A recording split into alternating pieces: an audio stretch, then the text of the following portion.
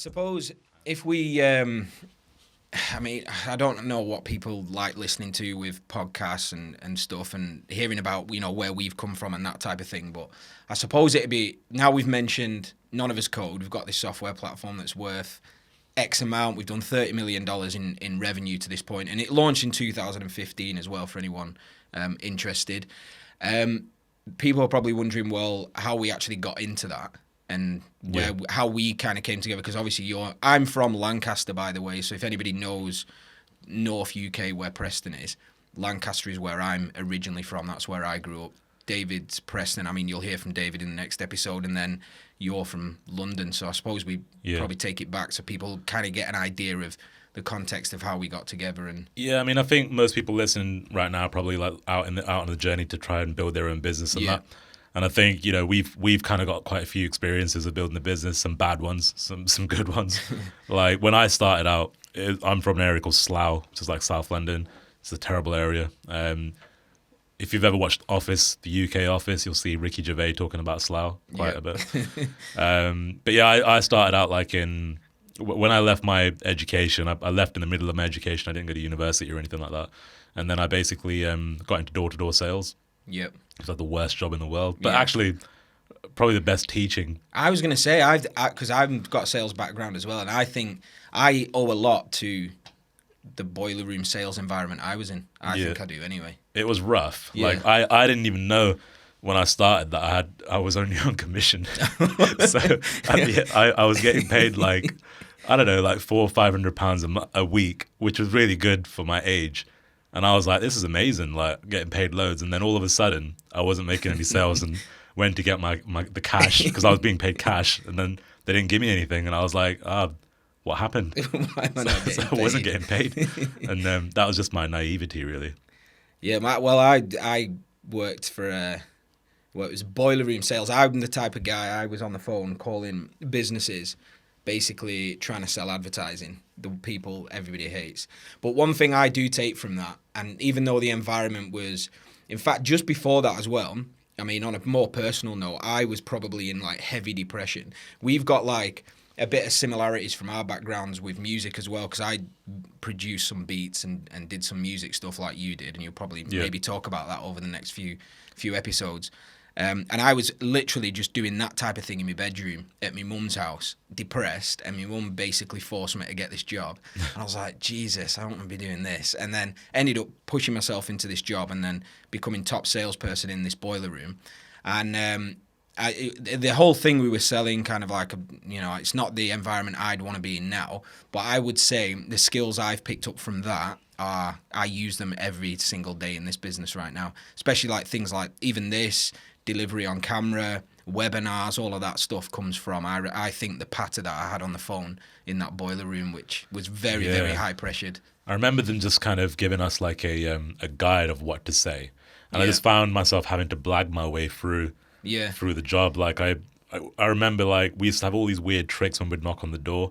Like we'd like, as we're kind of pitching at the door, we'd accidentally lean into the doorbell and things like that on purpose, just to like kind of like make the whole moment like more enjoyable for the person at the door. Just things like that. Pattern interrupt that, isn't it? Yeah, and I think I got a lot of confidence, like in terms of just speaking to people about work. Anyway, I'm not a confident person generally, but I think with that kind of thing, I got confident. You doing have to that be kind on of that, thing. don't you? Forced into it, I suppose. Yeah, and then I mean, I started out door to door, and then I got into like banking, and I wanted to do mortgages and loans. So I thought that would be the way to get rich. And was it recruitment as well? You were like later on, after the bank, I went and worked in recruitment, which was a horrendous job. We've had some bad experiences with that as well, which we'll probably talk about over the next few bad weeks. hires, recruitment, and then basically like I started working at this events company, which actually was probably the best job I had, where I was managing a team of like 20 odd people. I was pretty young at the time as well, but then they made me redundant. So it's like that fucked up as well, basically. Oh, sorry. I don't even know if I'm supposed to. Yeah, that'll be fine. So then that was that. And then because I wanted to be a manager. Like I was like 20 odd years old and I'd already been managing someone. And I was like, I don't want to work in a normal role like now. You're going back. Yeah. So then I was like, well, I can't do sales now because unless I'm a manager, I don't want to do it. So I went and got an accounts job. working as a fucking accountant. Like, didn't know anything about numbers. It was like really bad at it. So Yeah, I was in the sales for a couple of years. Then I went on my own, and that's when do you know what? I think sales as well. For anybody that's in sales, probably might even have that entrepreneurial. In fact, I think that type of industry, when you go into sales, you have to have that entrepreneurial type of spirit, if you will. You want to earn money, make money, and I think what I was doing was selling web design, SEO, yeah. all of that wave. And then I thought, I can build websites. I've got WordPress. In fact, it wasn't WordPress at the time. It was something even worse. Xsite Pro, it was. I don't know if you remember that. Xsite, which was XSIT Pro. I don't know if that company's still there, but I used to be able to build these HTML sites on there. And I figured out how to do my own SEO on local or whatever. And I thought, well, I may as well, if I'm selling this every day and for someone else, I'll go myself. And the funny story, so I was living in Lancaster, and I thought, being completely new, is right, I'm going into my own business here. Right, how do I need to act? How do I need to be? Well, I need to wear a suit. And I, no word of a lie, got an office in Manchester. There was no need for it. I could have just done it at home. I thought, right, I'll get an office in Manchester. It's a big city, prestigious, all of that. So I got this office in Manchester, which was a complete waste of money. But I used to travel every day on the train into Manchester from Lancaster, staying at my sister's house as well, because it was quite a long commute, in a suit to sit in an office on my own. Oh my God. And and I sold SEO and web design in there, and basically just got a few clients, but nothing big. And then I started getting into marketing online. That's because you're kind of looking around, you're on forums, you're looking at how can you do this SEO. Came across the Warrior Forum, which is, we were all kind of part of that. And then, from there, just started making digital products. That was kind of how I moved towards internet. Yeah, so it's funny you said that about the suit thing, because like anybody that's starting out in business, I think we all do the same. Like I did it as well, where when I started, I thought I needed business cards. So I got 1,000 business cards. 1,000. And I literally I've probably gave out like 3. Yeah. Like it's like pointless. People spend money on things and they do things that you probably don't need to do at the start.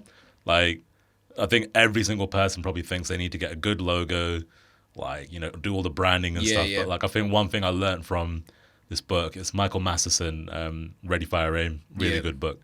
And he talks about like the primary thing that any business should do, even whether they're starting out or if they're a massive corporate business, it should be just selling.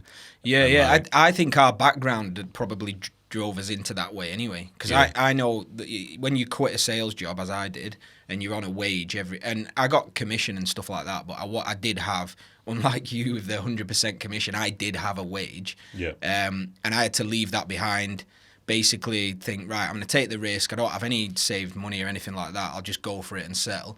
That always, I would have said that set me up for the fact that I had to sell first. You have to sell first because otherwise I wasn't eating. Or I wasn't, in that case, I was staying at my mum's. I wasn't paying board. So, yeah.